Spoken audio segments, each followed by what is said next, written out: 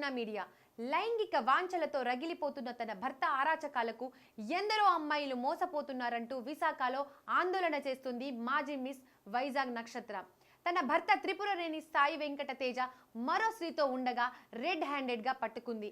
తనకి విడాకులు ఇవ్వకుండానే వేరే అమ్మాయిని పెళ్లి చేసుకున్న తేజపై అనేక ఆరోపణలు చేశారు. అదే సమయంలో తమ విడాకుల వ్యవహారం కోర్టులో ఉందని, ప్రస్తుతం ఉన్న అమ్మాయి ఆడిషన్స్ కోసం మాత్రమే వచ్చిందని అంటున్నారు భర్త తేజ.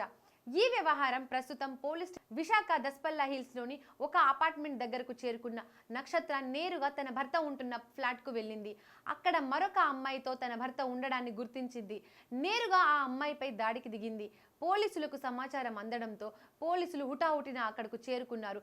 దాంతో ఫ్లాట్ లో ఉన్న అమ్మాయిని పోలీసులు స్టేషన్ కు తరలించారు. నక్షత్ర 2012 మిస్ వైజాగ్ గా ఎంపికైంది.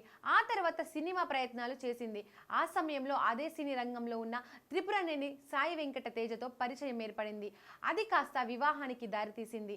2013లో నక్షత్ర సాయి వెంకట తేజ పెళ్లి చేసుకున్నాడు.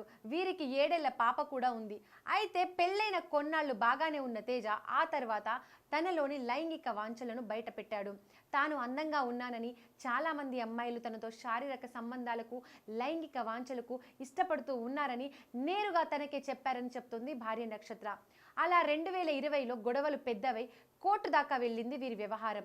విడాకులు రాకుండానే వేరే యువతితో ఉంటున్నారంటూ ఈ రోజు ఆ ఇంటికి వెళ్లి రెడ్ హ్యాండెడ్ గా పట్టించింది నక్షత్ర.